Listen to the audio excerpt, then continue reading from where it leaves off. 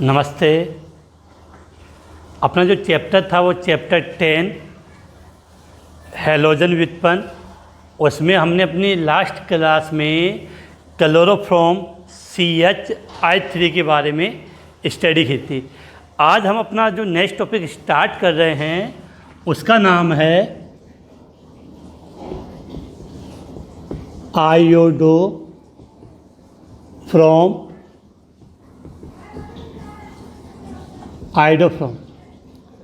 तो आज का अपना टॉपिक क्या है बेटा?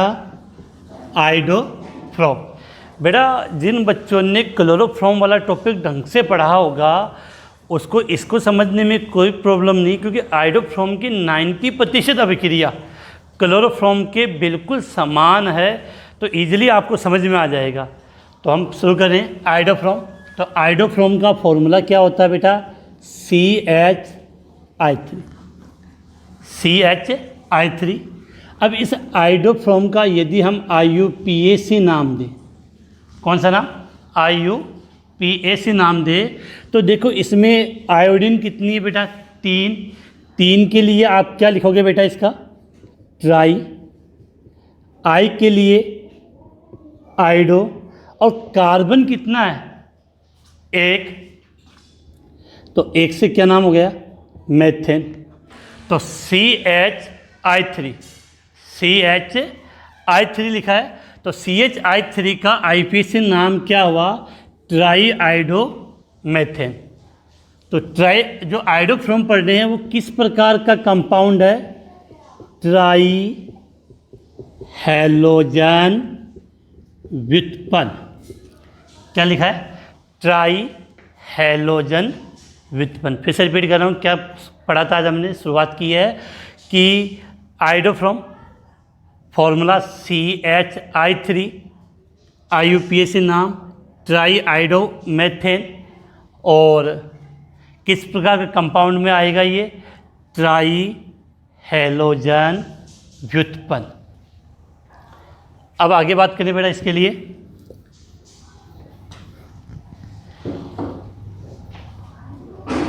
तो इसमें अब हम पढ़ेंगे आयोडोफॉर्म का निर्माण। क्या लिखा है? आयोडोफॉर्म का निर्माण।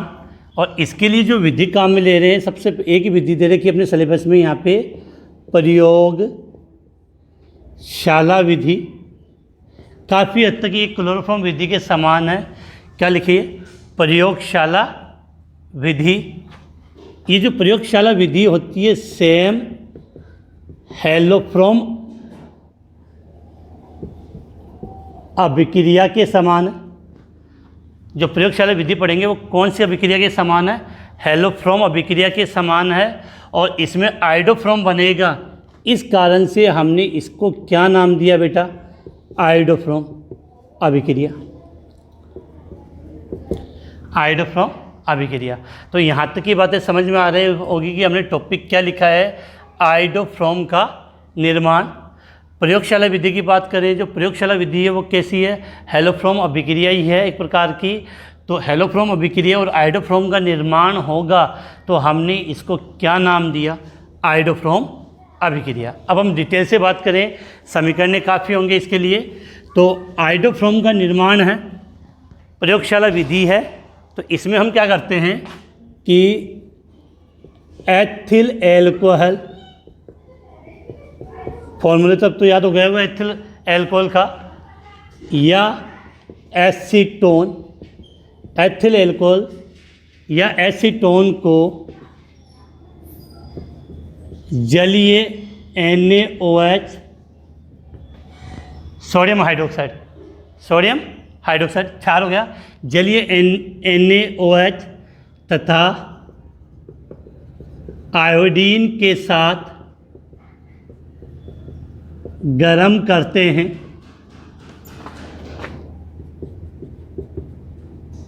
जिससे गरम करते हैं जिससे आयोडोफ्रॉम का पीला अवक्षेप प्राप्त होता है, आयोडोफ्रोम का पीला अवक्षेप प्राप्त होता है। इस अभिक्रिया को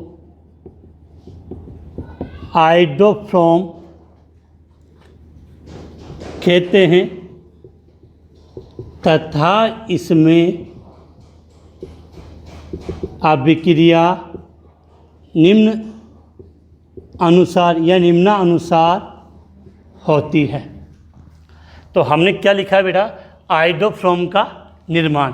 आयोडोफ्रोम का जब निर्माण कर रहे हैं तो क्या लिया, एथिल एल्कोहल या एसीटोन को, एथिल एल्कोहल या एसीटोन को किसके साथ, सोडियम हाइड्रोक्साइड और आयोडीन के साथ हमने क्या किया, गरम किया तो जिससे हमें आयोडोफ्रोम का पीला अवक्षेप प्राप्त हुआ, जिससे हमें आयोडोफ्रोम का पीला अवक्षेप प्राप्त हुआ।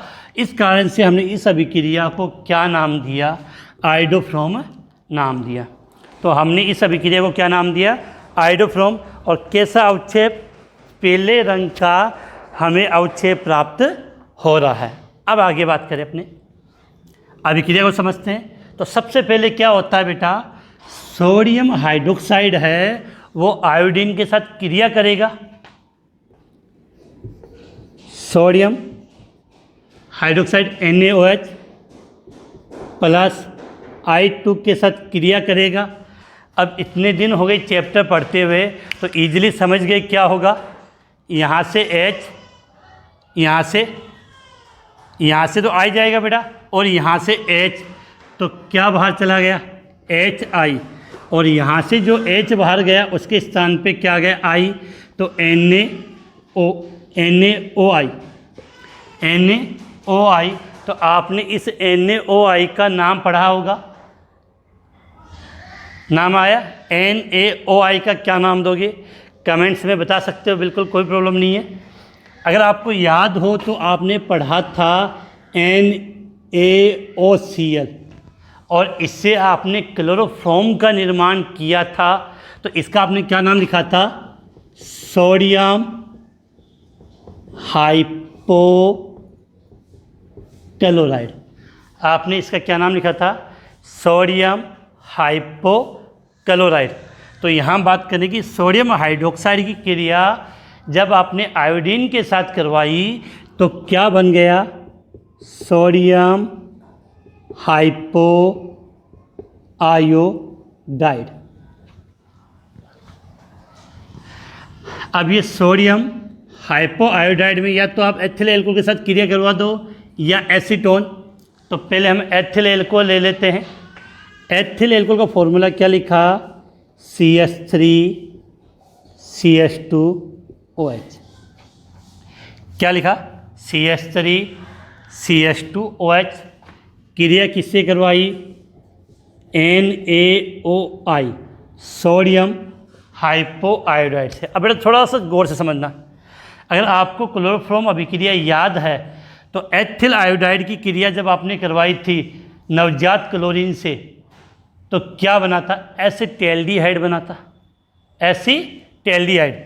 वहाँ नवजात क्लोरीन के साथ अभिक्रिया थी और यहाँ सोडियम हाइपोआयोडाइड के साथ बनेगा, यहाँ पर भी एसिटैल्डिहाइड। अब देखो क्या होता है कि यहाँ से Na और यहाँ से I, क्या बाहर गया, NaI, सोडियम आयोडाइड। अब देखो यहाँ से एक O, यहाँ से H और यहाँ 2H, 2H में से एक लिया तो यहाँ से क्या बाहर चला गया आपका, 2H और एक O, और 2H और एक O जब बाहर चले जाते हैं तो क्या बनता है बेटा, H2। अब बचा क्या, CH3CHO, CH3CHO, एसिटैल्डिहाइड। क्या बन गया, एसिटैल्डिहाइड बन गया आपका, प्लस H2O प्लस NaI। फिर से अभिक्रिया रिपीट कर रहा हूँ, एथिल एल्कोहल के साथ क्रिया किसने की, सोडियम हाइपोआयोडाइड ने। तो हुआ क्या, यहाँ से Na और यहाँ से I, NaI अलग हो गया, फिर एक O यहाँ से, एक H यहाँ से और एक H यहाँ से, तो क्या बाहर चला गया, H2O। शेष क्या रहा, CH3 CHO, CH3 CHO, तो CH3 CHO एसिटैल्डिहाइड बन गया। अब आगे लिख रहे हैं यहाँ पे CH3 CHO, ये बेटा एसिटैल्डिहाइड है। तो इस एसिटैल्डिहाइड को हम थोड़ा सा इजी तरीके से लिखे तो CH3 C double bond OH, ये तो लिखा है CHO। तो एसिटैल्डिहाइड को हम इस प्रकार भी लिख सकते हैं कि CH3 C double bond OH, एसिटैल्डिहाइड। क्रिया किससे करवाई, क्रिया किससे करवाई हमने, वो सोडियम हाइपोआयोडाइड से NaOI, NaOI। बेटा काफ़ी टाइम से मैं ये देख रहा हूँ कि आप लोग ये समझते हो कि जब सर पढ़ा रहे होंगे तो कमेंट्स पे ध्यान नहीं होता। बेटा कमेंट्स पे क्लास कंप्लीट होने के बाद मैं कमेंट्स सब पढ़ लेता हूँ, तो आधे बच्चे तो आपस में गुड इवनिंग इसी में लगे रहते हैं। बेटा अपने को पढ़ाई करनी है, गुड इवनिंग से कोई लेन देन नहीं है। मैंने एक बार ज़रूर ये कहा कि जब आप फर्स्ट बार ऑनलाइन आओ तो मुझे मैस गुड इवनिंग कर दे, जिससे मुझे पता चल जाए कि आप पढ़ने के लिए आ गए हो। लेकिन बाद में आपस में गुड इवनिंग करो या कोई आपस में बात करो तो उसके लिए कोई इंपॉर्टेंस नहीं है। अपनी 1 घंटे की क्लास होती है तो इसी पर फोकस रखना चाहिए अपने को। हाँ कोई विशेष काम हो, कोई विशेष इमरजेंसी वाली बात हो, तब कमेंट्स अपने लिए ऑप्शन है। इसके अलावा जब मैं कोई कमेंट्स में आपको कोई क्वेश्चन पूछता हूँ तो उसका आंसर आप दो, जिससे मुझे ये आइडिया लगता है कि बच्चों को ये आया या नहीं आया। ये जो चैट वाला ऑप्शन है वो आपस में लिए नहीं है, वो आपके और मेरे लिए। तो विशेष ध्यान रखें, पढ़ाई पे ध्यान देना, न कि अदर बातों पे। बाकी आप समझदार हो किस लिए मैंने बोला है। तो CH3 C double bond OH और क्रिया किससे करवाई, NaOI। अब आपको पता होगा कि जब आपने क्लोरोफॉर्म के साथ ये अभिक्रिया करवाई तो क्या हुआ था, यहाँ से 3 H बाहर जाएंगे। अब देखो बेटा क्या होता है, मैंने यहाँ पे लिखा NaOI, सोडियम हाइपोआयोडाइड। तो यहाँ वाले जो तीनों H है वो तीनों H तो इस I के स्थान पे आ जाएंगे और तीनों I यहाँ आ जाएंगे, क्योंकि NaOI एक अणु में 1 I है तो 3 में 3 I, तो ये तीनों I जब यहाँ पर आएंगे तो तीनों H वहाँ चले गए, तो क्या बन जाएगा CI3 C double bond OH plus 3NaOH। इसके नाम की बात करें तो नाम के लिए हमने क्या नाम था, ट्राईआइडो, और एसिटैल्डिहाइड है ये, तो नाम हो जाएगा ट्राईआइडो एसिटैल्डिहाइड। अब आपका ये कंपाउंड बना CI3 C double bond OH, CI3 C double bond H लिखा है। क्रिया किससे, अब क्षार से करवा दी, क्षार के रूप में ले लिया मैंने बेटा NaOH, क्षार ये ले लिया NaOH जो इसमें बना था। तो अब क्या होता है बेटा, देखो यहाँ से क्या बाहर टूटा H, तो यहाँ से H अलग हो जाएगा और यहाँ से ये बंद टूटेगा, तो होगा क्या, ये H तो यहाँ जुड़ेगा इस कार्बन के साथ, यह H इस कार्बन के साथ जोड़ेगा, तो क्या हो जाएगा CHI कितने बेटा 3, तो यहाँ लिख दिया मैंने CHI3। क्या लिख दिया, CHI3 लिख दिया। अब आगे बात करें तो क्या बेटा, अब यहाँ से कोर्स देखो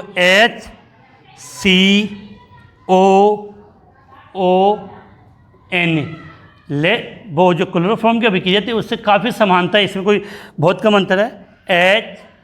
HCOON, तो HCOON,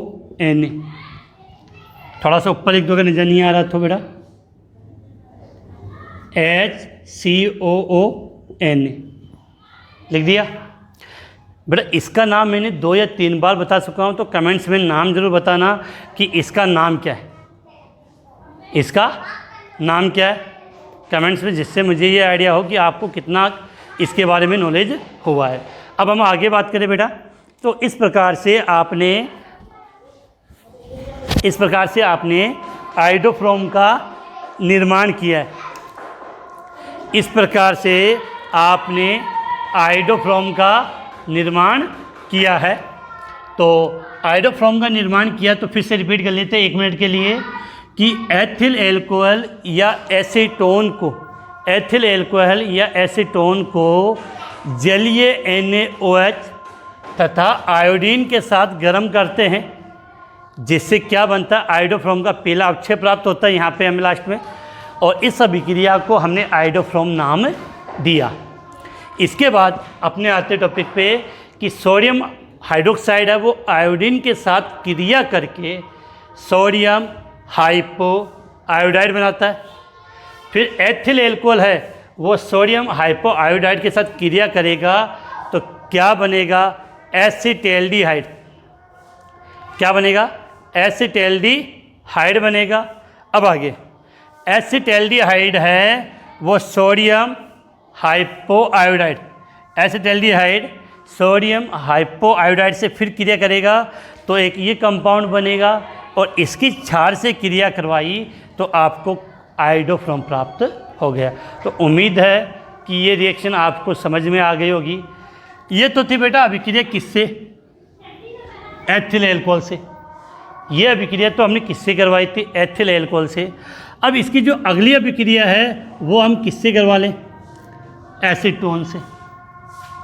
किसके साथ अभिक्रिया होगी बेटा, एसीटोन के साथ। तो कोई अंतर नहीं बेटा, बस एसीटोन में इतना अंतर है, ये अभिक्रिया होगी, ये अभिक्रिया नहीं आएगी इसके अंदर एसीटोन से। बस यहाँ की जो एसिटेल्डिहाइड है उसके स्थान पे यहाँ क्या हो गया, CH3। बस बाकी अभिक्रिया सेम होगी। बात करते हैं अपने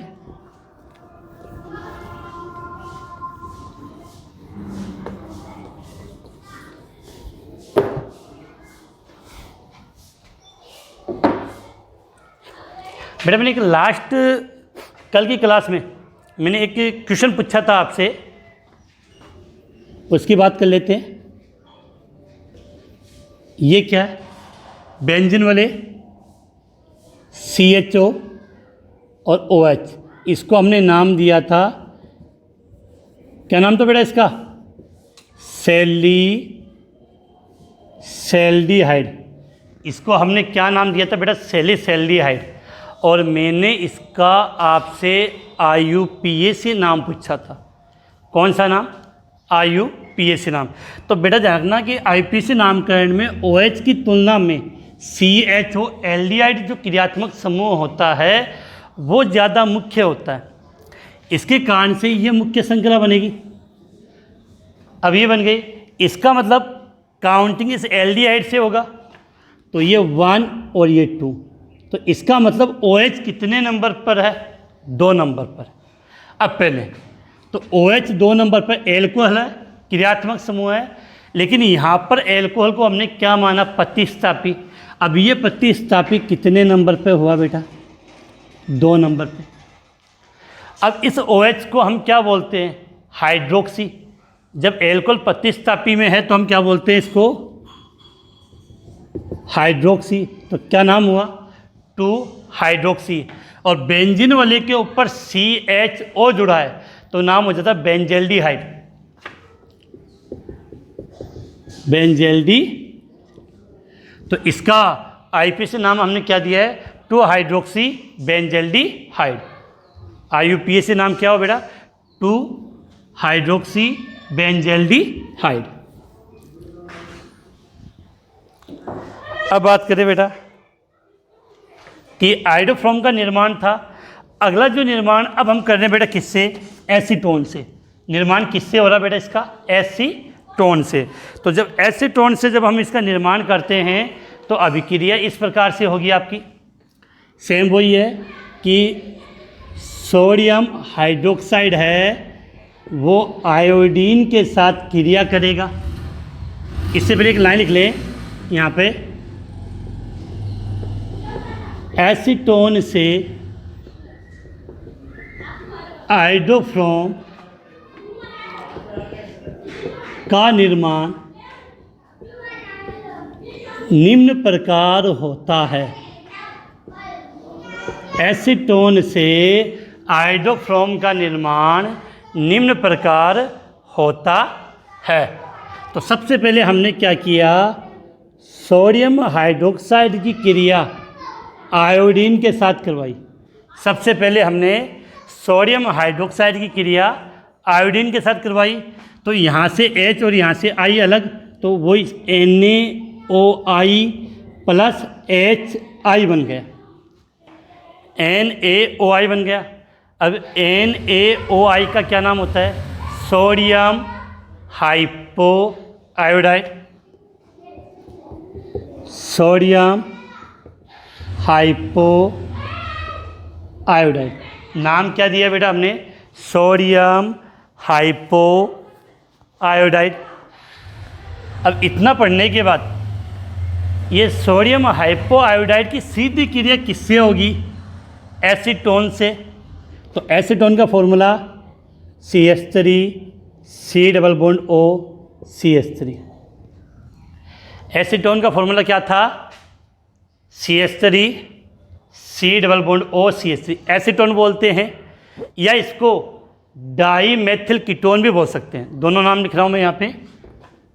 नॉर्मली हम एसीटोन बोल देते हैं, और वैसे साधारण भाषा में और बोलना चाहो तो क्या बोल सकते हो, डाई मेथिल कीटोन। क्या नाम दिया मैंने, डाई मेथिल कीटोन। बेटा इसका कमेंट्स में IUPAC नाम जरूर बताना, नहीं आएगा तो फिर कल मैं अपनी क्लास में बताऊंगा ही कि एसीटोन का IUPAC नाम क्या होता है। अब इसकी क्रिया बेटा किससे करवाएंगे, सोडियम हाइपो आयोडाइड से। तो NaOI क्रिया किससे होगी बेटा, NaOI से। तो होगा क्या, वही सेम कि यहाँ आपने कितने लिए, यहाँ आपने NaOI कितने लिए, 3 लिए। तो 3 से क्या हुआ कि 3H बाहर निकलेंगे, उनके स्थान पे 3I आ जाएंगे, और तीनों H यहाँ जोड़ेंगे तो क्या बनेगा, CI3 C double bond O CH3 plus 3NaOH बन गया, 3NaOH। तो ये आपका कंपाउंड बन गया CI3 C double bond O CH3, CI3 C double bond O CH3। इसकी क्रिया हम किससे करवाएंगे, NaOH से, सोडियम हाइड्रोक्साइड से। अब बेटा पढ़ते हुए इतना टाइम तो हो गया, तो समझ जाओगे ये बंद कहाँ से टूटेगा, यहाँ से, और ये यहाँ से टूटेगा। तो ये H इसके साथ आके जुड़ेगा, तो क्या बनेगा, CHI3, CHI3। अब शेष क्या बचा, यहाँ से को CH3 C double bond O फिर Na, तो CH3 C double bond O Na, ये बन गया।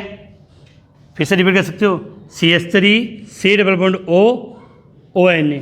तो इसका तो आपने क्या नाम दिया, आयोडोफ्रोम। क्या नाम दिया, आयोडोफ्रोम। और इसका क्या नाम था, अभी जस्ट पहले मैंने आपको कमेंट्स में नाम पूछा था उस कंपाउंड का, क्या था वो, HCOONA। HCOONA नाम हुआ इसका सोडियम फॉर्मेट या फॉर्मेट बोलते हो आप। इसका नाम क्या होगा, सोडियम एसीटेट। क्या लिखा है, सोडियम एसीटेट। तो CH3 C double bond O और Na को हमने क्या नाम दिया है, सोडियम एसीटेट। तो यहाँ हमने एसीटोन से भी आयोडोफ्रोम का निर्माण कर दिया। एक ही रिएक्शन है, प्रयोगशाला विधि है, तो उम्मीद है आपको आसानी से समझ में आ गई होगी। अब हम आगे बात करें। इसके पश्चात आयोडोफ्रोम निर्माण की आपके सिलेबस में एक प्रयोगशाला विधि थी जो मैंने आपको बता दी है।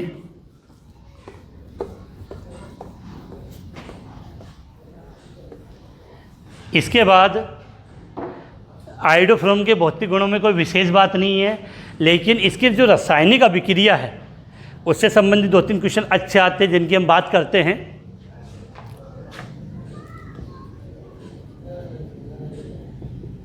आयोडोफ्रोम के रासायनिक गुण, क्या लिखा बेटा? आयोडोफ्रोम के रासायनिक गुण, आयोडोफ्रोम के रासायनिक गुण। तो आयोडोफ्रोम के रासायनिक गुण के लिए बात करेंगे तो 1 मिनट के लिए बच्चों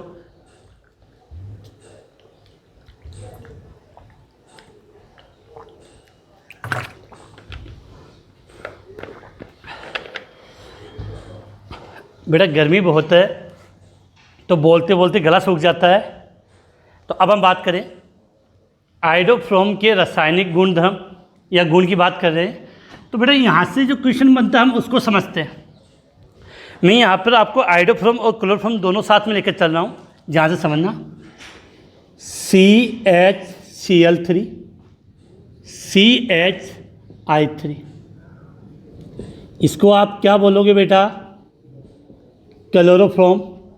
CHI3 को आपने क्या नाम दिया? आयोडोफ्रोम। CHCl3 का नाम क्लोरोफ्रोम, CHI3 का नाम आयोडोफ्रोम।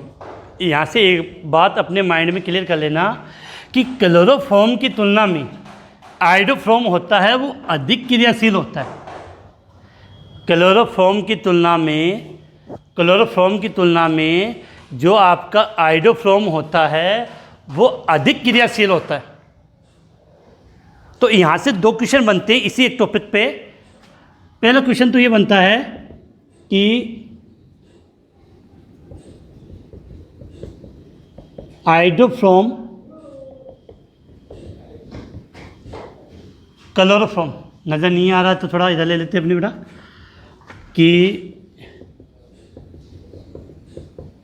आयोडोफ्रोम क्लोरोफ्रोम की तुलना में अधिक क्रियाशील होता है। समझाइए, या हमें कैसे पता चलेगा कि आयोडोफ्रोम में वो क्लोरोफ्रोम की तुलना में अधिक क्रियाशील होता है? दूसरा, आयोडोफ्रोम एवं क्लोरोफ्रोम में अंतर कैसे करेंगे? समझते हैं यहाँ पे दोनों क्वेश्चन का आंसर एक ही है और एक ही तरीका है कि यहाँ से हम बात करें कि आयोडोफ्रोम होता है वो क्लोरोफ्रोम की तुलना में अधिक क्रियाशील होता है। रीज़न इसका मालूम करते हैं। अगर आपको याद हो तो हमने लिखा था अगर क्लोरोफ्रोम की क्रिया HgNO3 के साथ करवाई, HgNO3 सिल्वर नाइट्रेट के साथ करवाई तो शुद्ध क्लोरोफ्रोम होता है वो HgNO3 के साथ क्रिया नहीं करता है। और HgNO3 के साथ क्रिया नहीं करता, जो क्रिया करेगा तो यहाँ से एक Cl बाहर जाएगा, यहाँ से एक Hg होगा तो HgCl बनता है, लेकिन ये क्रिया नहीं करता। अब यहाँ से आप एक बात और लेना, जो HgCl होता है, HgCl होता है वो संवेद अवक्षेप होता है।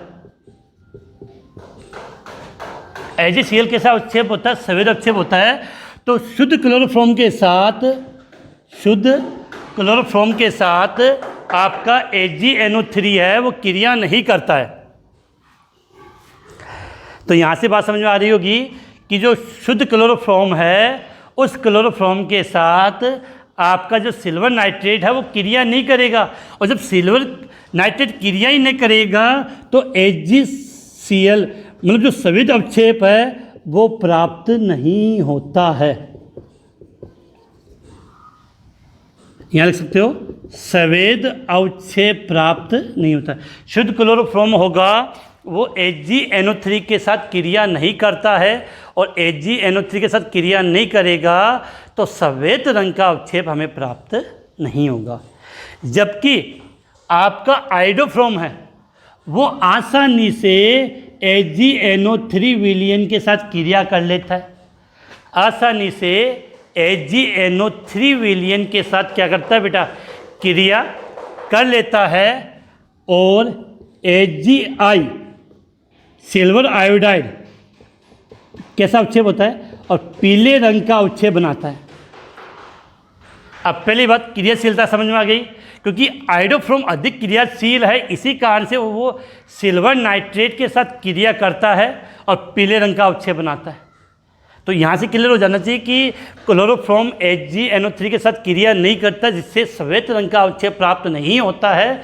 जबकि आयोडोफ्रोम सिल्वर नाइट्रेट के साथ क्रिया करके पीले रंग का अवक्षेप बनाता है, जिससे सिद्ध होता है कि आयोडोफ्रोम अधिक क्रियाशील होता है। दूसरा कि दोनों को अगर हमें विलयन दे दिया तो वो दोनों की क्रिया आप HgNO3 से करवा लो, तो जिसमें पीला अवक्षेप प्राप्त होगा वो क्या होगा, आपका आयोडोफ्रोम। तो इस प्रकार से इसको हम यहाँ से क्वेश्चन है वो बन सकता है। आप इसको अपनी ऐसे लैंग्वेज में लिख सकते हो कि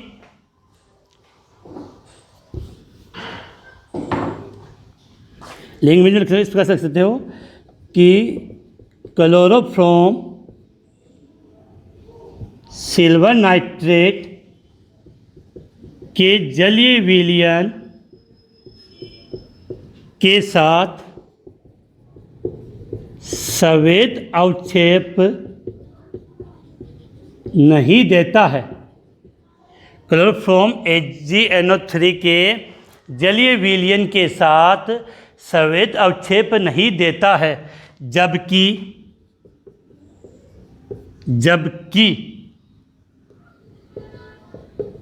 आयोडोफ्रोम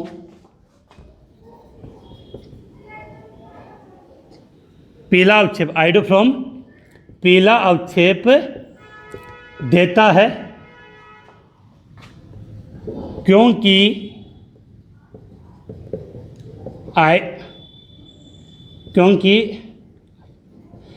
आयोडोफ्रोम से आयोडीन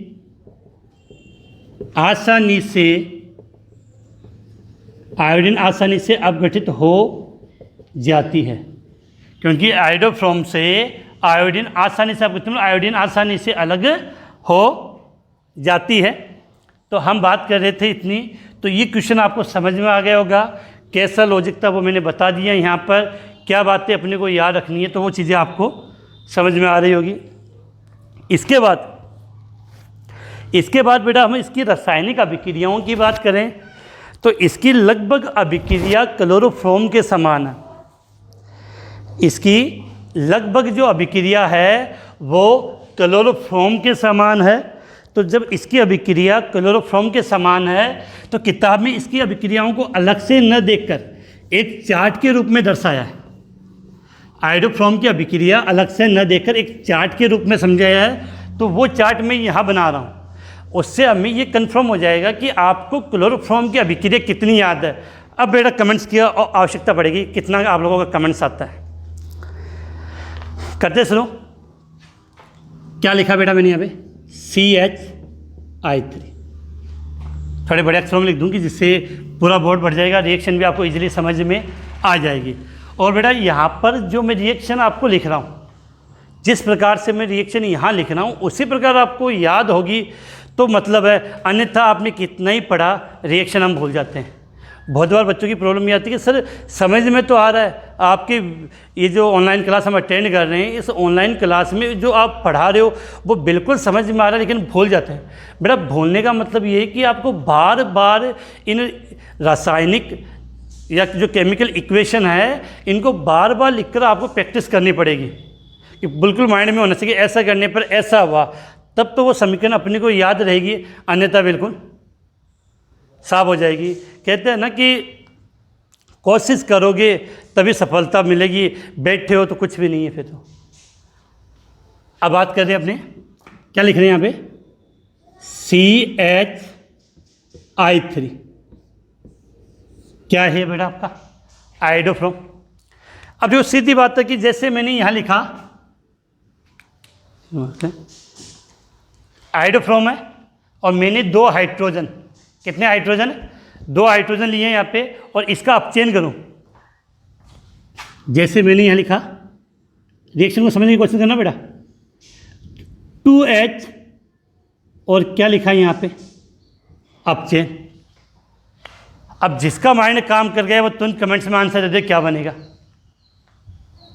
क्योंकि बेटा 2 हाइड्रोजन लिखा और अपचयन किया है। अब 2 हाइड्रोजन का आपने क्लोरोफॉर्म लेकर अपचयन किया था तो क्या बना था, वो उत्पाद सेम का सेम यहाँ बनेगा, वो का वो उत्पाद यहाँ सेम का सेम बनेगा। कमेंट्स आया नहीं बेटा, जल्दी से अब बात करें तो देखो CHI3 तो 2H है, तो तुरंत माइंड काम करेगा कि एक H और एक I अलग हो गया, I एक अलग हो गया तो I कितने रह गए 2।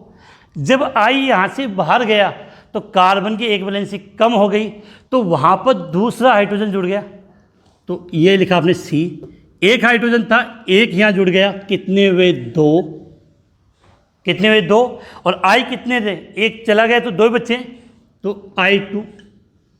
तो CHI3 का आपने जब अपचयन किया, आयोडोफ्रोम का अपचयन किया तो क्या बना CH2I2 मेथिलीन क्लोराइड। मैंने कल वाले वीडियो में क्वेश्चन भी पुटअप किया था, पूछा था आपसे CH2I2 मेथिलीन क्लोराइड। उम्मीद है समझ में आ गया होगा। एक और क्वेश्चन लेते हैं। अगर रिएक्शन समझ में नहीं आई है तो क्लोरोफॉर्म के रासायनिक गुण में 2 वीडियो बनाए हैं, उन वीडियो के अंदर ये रिएक्शन मिल जाएगी। यहाँ वहाँ अंतर केवल इतना होगा कि इस I के स्थान पर क्लोरोफॉर्म है तो यहाँ क्या होगा Cl होगा। क्या होगा बेटा Cl। अब दूसरी अब क्या ले रहे हैं, इसका मैंने जलीय KOH से अपघटन किया। मैंने क्या किया बेटा, जलीय KOH से अपघटन, तो क्या बनेगा। अगर आपको याद हो तो आपने क्लोरोफॉर्म का भी जलीय अपघटन किया था बेटा। एग्जाम में रिएक्शन इस प्रकार से आती है, उत्पाद की पहचान करना होता है। जब तक माइंड में जोड़ नहीं दोगे तब तक कुछ नहीं आने वाला बेटा, चाहे कितना ही पढ़ लो, बिल्कुल साफ है। थोड़ा सा आपको दिमाग लगाना पड़ेगा, बार बार प्रैक्टिस करनी पड़ेगी, क्योंकि पिछले चैप्टर में पढ़ चुके, बस अंतर इतना ही है कि वहाँ Cl था, यहाँ I है।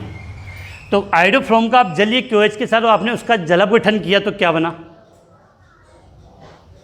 चलो बोर्ड पे समझा रहा हूँ, काफ़ी बच्चों को, 1-2 बच्चों के अलावा किसी का आंसर नहीं आया है।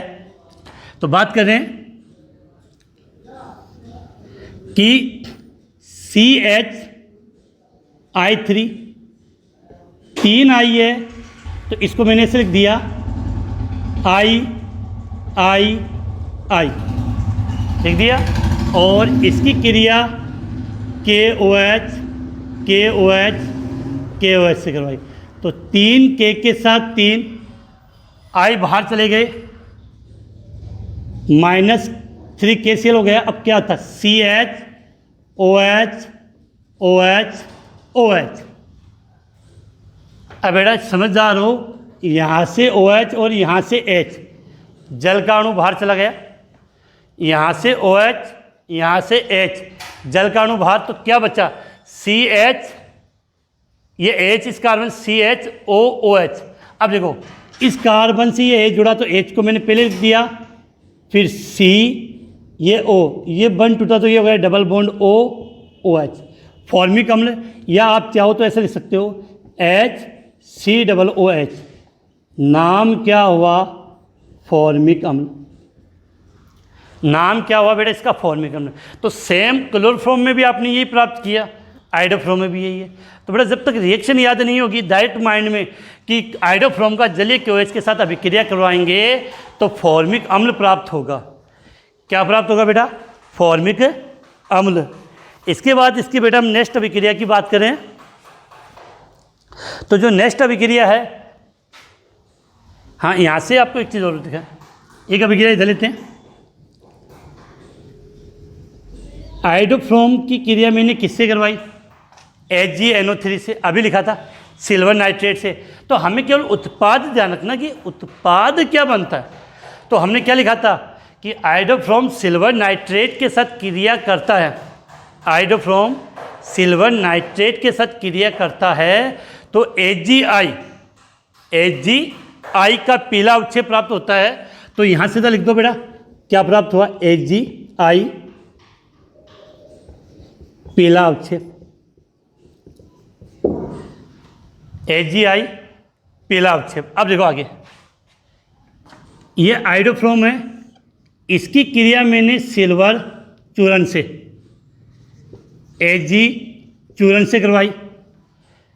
तो आपको याद होगा आपने क्लोरोफ्रोम की अभिक्रिया, क्लोरोफ्रोम की भी अभिक्रिया Ag चूर्ण से करवाई। तो मैंने साफ साफ कहा था बेटा याद रखना है, वहाँ एसिटिलीन बनता है, acetylene, CH triple bond CH, क्या लिखा था, CH ट्रिपल बॉन्ड CH।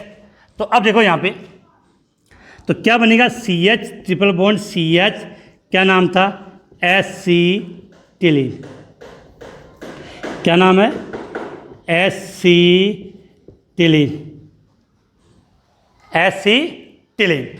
समझ में आ गई बिल्कुल बात। चाहे तो अगर इस रिएक्शन को समझना है तो मैं यहाँ समझा रहा हूँ। क्या सिस्टम था, CH 1I 2I 3I, क्रिया Ag से I CH। तो याद आया कि क्लोरोफ्रोम को भी ऐसे लिखा था, सेम मैंने लिख दिया, आयोडोफ्रोम प्लस Ag, 6I है तो 2 6Cl लिए, 6Ag लिए सॉरी, तो 6Ag के साथ 6I, 6Ag के साथ 6I जुड़ गए तो क्या बचा, CH 1 2 3 बॉन्ड तो CH, तो CH triple bond CH acetylene. यह अभिक्रिया आपने क्लोरोफ्रोम की मैंने बताई है। मैंने इतना ही तो कहा था कि बेटा Cl है, I के स्थान पे क्या आएगा, Cl, इतना ही अंतर, कोई अंतर नहीं। इसके बाद ये अभिक्रिया पहचाना बेटा कौन सी अभिक्रिया है, इस आयोडोफ्रोम की अभिक्रिया करवा रहे हैं RNH2 और KOH, RNH2 और KOH, RNH2 और KOH कैसा है, एल्कोहलिक है बेटा। जब तक आपको इस प्रकार से अभिक्रिया याद नहीं होगी, जब तक आपको इस प्रकार से अभिक्रिया याद नहीं होगी तब तो बेटा कुछ नहीं होने वाला। अब तुरंत अभिक्रिया की पहचान होनी चाहिए, CHI3 क्रिया करवाई, RNH2 प्राथमिक एमीन और एल्कोहलिक KOH। अभिक्रिया याद नहीं आई है, एक दो बच्चों को छोड़ के। अभी बेटा आपने पढ़ी थी कार्बिल एमीन अभिक्रिया, कौन सी अभिक्रिया पढ़ी थी, कार्बिल एमीन अभिक्रिया, जिसको आपने नाम दिया था हाफमान कार्बिल एमीन अभिक्रिया या आइसोसाइनाइड अभिक्रिया। याद आया क्या कि आपने क्या पढ़ा था कि प्राथमिक एमीन क्लोरोफ्रोम तथा एल्कोहलिक KOH की जब अभिक्रिया होती है तो अरुचिकर गेंद, वहाँ क्लोरोफ्रोम लिया था, यहाँ केवल आयोडोफ्रोम है, बाकी कोई अंतर नहीं है। तो अरुचिकर गंध प्राप्त होती है जिससे आपके पास एल्किल आइसोसाइनाइड बनता है। तो बेटा क्या अंतर था, वहाँ K के साथ Cl बांध गया था और यहाँ K के साथ कौन बांध जाएगा, I। तो उत्पाद तो वो कब ही बनना है। और मैंने आपको क्या कहा कि इन समीकरण में केवल हमें उत्पाद से मतलब होता है। तो उत्पाद क्या था आपका, मुख्यतः RNC, alkyl cyanide plus 3KI हो जाएगा प्लस 3H2। और ये भी लिखो तो कोई बात नहीं, मेन उत्पाद ये हो गया एल्किल आइसोसाइनाइड। मेन उत्पाद क्या प्राप्त हुआ बेटा आपको, एल्किल आइसोसाइनाइड, एल्किल आइसोसाइनाइड। कुछ 2-3 बच्चे आज लग रहा है नई क्लास देख रहे हैं, तो बेटा जो कल या परसों की क्लास अटेंड नहीं की थी वो आज की क्लास देख रहे हैं, तो वो 2 दिन के पीछे के वीडियो देख लें, जिससे आपको ये सब रिएक्शन समझ में आ जाएगी। तो इस अभिक्रिया का क्या नाम था बेटा, याद हो तो यहाँ लिख दे दो शॉर्ट में, हाफमान कार्बिल एमीन, या हमने इसको नाम दिया था आइसोसाइनाइड अभिक्रिया, आइसोसाइनाइड अभिक्रिया, आइसोसाइनाइड अभिक्रिया। अब बात करें बेटा एक चीज़ और याद रखनी है, अगर आप आयोडोफ्रोम को गर्म करोगे, त्रिभुज के निशान का मतलब क्या है कि आयोडोफ्रोम को गर्म करोगे तो वहाँ से आयोडीन बाहर निकलती है। आयोडीन का मतलब I2। तो जो आयोडीन गैस निकलती है वो बैंगनी रंग की होती है। कैसी होती है? बैंगनी रंग की। तो आयोडोफ्रोम को जब गर्म करेंगे तो आयोडीन अर्थात बैंगनी रंग की वाष्प निकलती है। अर्थात जो आयोडीन गैस होती है, आयोडीन गैस होती है, उसका रंग कैसा होता है? बैंगनी रंग का होता है।